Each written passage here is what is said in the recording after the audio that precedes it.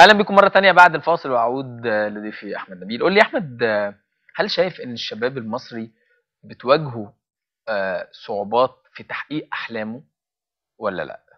اعتقد الصعوبات كانت قبل 25 يناير كانت اقوى بكتير قوي، لكن دلوقتي الحمد لله احنا ابتدينا واحده واحده. اوكي، لا في اتجاهنا ان احنا نحقق احلامنا كلها، بس طبعا الموضوع بياخد وقت.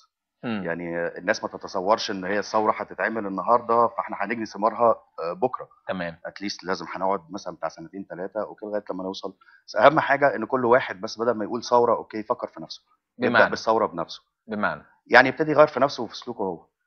اعتقد انا مثلا من بعد الثوره اوكي يمكن على صوابع الايد الواحده بس اللي شفتهم ماشيين في الشارع وحاطين الحزام بتاع العربيه. هو امم. لازم يكون في شرطه؟ امم. طب ما احنا عاملين الفكره دي اصلا علشان حمايتك، مش عشان نضايقك او عشان نخنقك. لا، هي في الاساس عشان حمايته. تمام. انما هي لما اتعملت كان عشان خاطر الحزام يتباع، اللي كان المجموعه اللي تم استيرادها من بره. تمام. بس انا عشان انا بس انا ايه نبقى يعني ايه نبقى واضحين جدا في كلامنا، متفق معاك، ولا انت؟ بس لا لا لا تماما متفق معاك، تمام، بس بس احنا برضه الصح نعمله. بالظبط تمام. مش لازم حد يحركني. صح. انا لازم اعمل حاجه من نفسي، كويس. فابدا بنفسي. ها. بس طيب، الفنانين الشباب، يمكن شهر رمضان فيه مجموعة كبيرة من الوجوه الجديدة تمام. ظاهرة. هل انت شايف ان وجود الوجوه الجديدة من المفترض ان هو يبقى افضل من وجود الوجوه اللي خلاص الناس اتعودت عليها؟ هو لازم الدم الجديد دايما، وخاصه ان احنا في المرحله ديت في كم قنوات كتير جدا مفتوح. محتاجين نملى دوت. امم. بس انا اللي يهمني ان احنا نملاه بشيء يفيد الشعب، مش مجرد ان احنا نملى وقت على الهواء او بمعنى. يعني بلاش ان انا اطلع وجوه جديده في مسلسلات اوكي ملهاش معنى، بس مجرد ان انا ابيع واملى وقت يعني في انت في عايز تقول القنوات. لي ان من المفترض ان الدراما التي تقدم على الشاشات ان يكون لها رسالة ومضمون يؤثر ايجابيا على المواطن والمشاهد هي دي رساله المصري؟ اي فنان في الدنيا، ها. سواء بالمزيكا سواء بالكتابه سواء بالتمثيل. دي لازم يكون له رساله، وانا فخور ان انا فنان تمام. وعندي رساله. كويس. آه، بس انت شايف ان الطريق صعب بالنسبة لك ولا ايه؟ اكيد مفيش حاجه سهله، كويس. وعلى راي المثل الاجنبي اوكي ايزي كام ايزي جو، فاللي هيجي سهل هيروح سهل. تمام. انا مبسوط ان انا بتعب وبحفر اوكي كويس. علشان على الاقل لما بعد عمر طويل ان شاء الله لينا والناس كلها الواحد يسيب الاثر بتاعه. امم. يعني اعتقد زي احمد اللي طلع امبارح احمد الشحات. واحمد الشحات. امم. آه، سبايدر مان مصر. انا مش حابب اقول عليه سبايدر مان مصر بمنتهى الامانه. اوكي ليه؟ هو شاب علشان في واحد تاني طالع مسمي نفسه احمد سبايدر اوكي ها. وهو ضد الثوره، وانا ها. ومش حابب حتى ان انا اسمي ان المصري الشجاع اللي عمل حاجه بالبطوله ديت ها. اشبهه بالاجانب. هو تمام. مصري. تمام. ف بس احمد الشحات هو حد قدر يتسلق مبنى بدون استعانة بأي حاجة، واعتقد ان تمام. ده شيء. والتسلق اللي تسلقه امبارح هو قد يكون عمل دوت بدافع حبه للبلد ووطنيته، بس هو ما يعرفش ان هو الطلعه اللي طلعها دي هو حفر اسمه في التاريخ الى ما لا طب نهايه. انت شايف ان هو حفر اسمه في التاريخ؟ هل حفر حاجة في نفوس المصريين؟ دون شك. ايه اللي حفره؟ مش للمصريين بس للعرب كلهم. دي ها. كانت رساله اوكي. سبحان الله، يعني سبحان الله سبحان الدايم. يوم 21/8 2011 اتنكس العلم الاسرائيلي واتحرق. يوم 21/8/69 اتولع في المسجد الاقصى. ها. فسبحان الله كما تدين تدان. مم. آه، هنوصل لحلمنا. ما احناش مع الحرب، ها. لكن احنا كلنا جاهزين نقدم ارواحنا. اوكي اللي هيقرب من تراب بلدنا هندوس على رقبته. تمام. طيب، زي ما انت بتقول ان مصر، اللي هيقرب من مصر احنا هندوس على رقبته، دي تمام. جملتك. وانا قلت في مقدمة الحلقة امبارح، قلت الشباب كانوا بالملايين بدون سلاح، م. وهم عندهم استعداد لما هيمسكوا السلاح ويخشوا، لان هم اكتر من 40 مليون من 18 ل 35 سنة تمام. مستعدين يخشوا اسرائيل. تمام. يعني احنا زي ما بتقول احنا مش عايزين حرب، تمام. انما لو استدعى الامر فنحن جاهزون. م. خلاص. هل الشباب علشان يكون مؤهل لكل الامور ويطور مصر ويواجه الصعاب محتاج حاجة معينة؟ ايه هو اللي محتاجه؟ هو اللي كان محتاجه خلاص وصل له، انه يصدق في نفسه ويامن بنفسه، وده عملوه بالثوره. بس هي يمكن عايز ابعت رساله لنتنياهو، رساله بسيطه قوي، يعني اللي هو بيعمله دوت مفهوم. الناس اللي لها نظره سياسيه مفهومه قوي، يعني اللي انت بتعمله دلوقتي عشان تشتت الناس. عنده كميه قلبان عنده في اسرائيل، اه علشان خاطر هم مش قابلين بيه كم الضرايب اللي بياخدها منه عشان التسليح، علشان احنا والامان والكلام ده كله. فهو حب ان هو يعمل حاجه فورتيكا بسيطه جدا كده. اه كان فاهم. متوقع تعدي زي اللي عدى قبل كده، بص، انا ولا انت إيه رأيك؟ بمنتهى الامانه انا هقولها لك، مصر ذكرت في القران، فانا مش خايف على مصر ابدا. صح صح. طب قول لي الاعمال الدراميه اللي انت شاركت فيها كانت ايه؟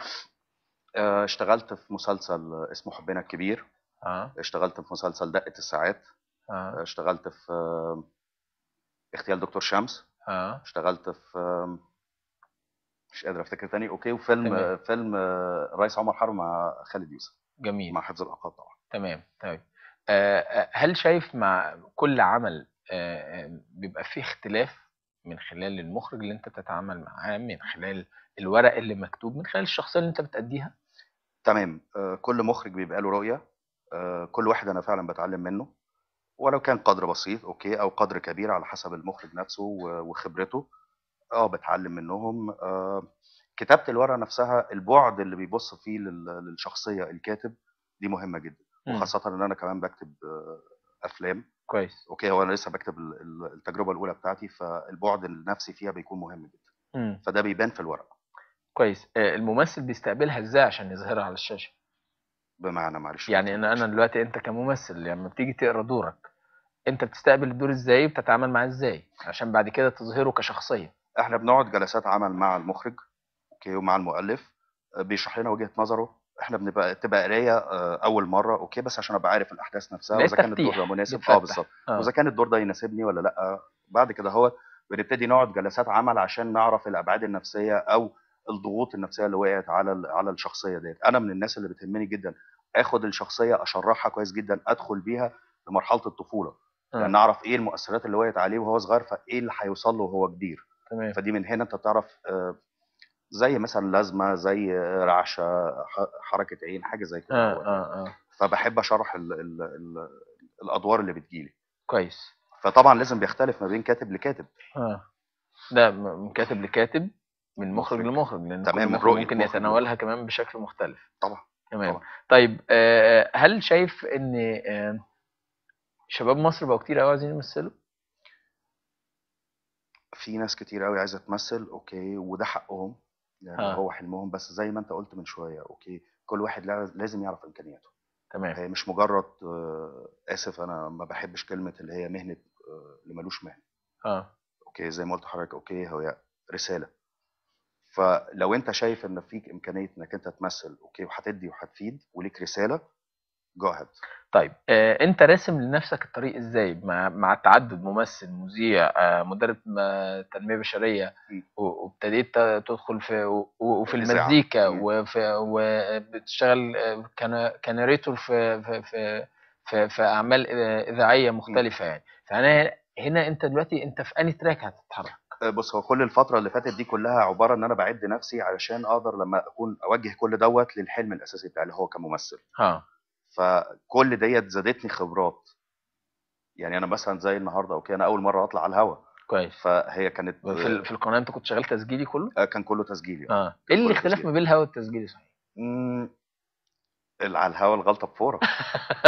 زي المسرح بالظبط، غلطه بفوره يعني. تمام اوكي. ولازم الواحد يبقى حاسب كلامه كويس قوي عشان ما ويبقى يزعلش عنده حد. حضور ورد فعل سريع تمام. لما يكون في تمام. ضرر. سريع تمام البديهه. تمام انما في التسجيل لا، انا اقدر اعيد كذا مره، اظبط شكلي، اظبط الضيف. اه بس فلا، في اختلاف كبير جدا طبعا. كويس. وطبعا على الهوا في الراديو كمان صعبه قوي يعني. بتبقى فيها صعوبة. اه طبعا. اه طبعا. تمام. بس طب طالما بتحبه لازم طب هتديله انت يعني. كتنمية بشرية وكمدرب تنمية بشرية، اكيد في بعض التوجيهات اللي من المفترض انك بتقولها للشاب علشان يطور من نفسه. هل التوجيهات دي انت بتنفذها بالحرف انت بقى كمدرب؟ اه.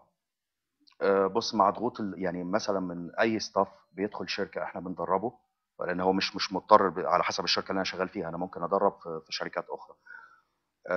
بنعمل لهم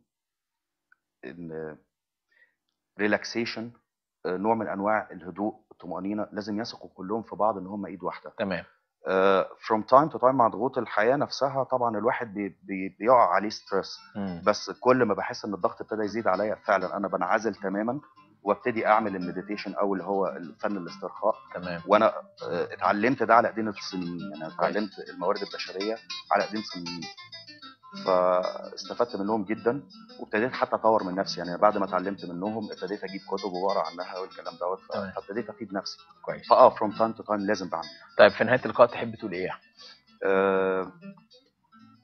احب اشكرك، اشكر المخرج بجد والمعدين، تمام. الاستاف كله، الاضاءه والكاميرات الكنترول.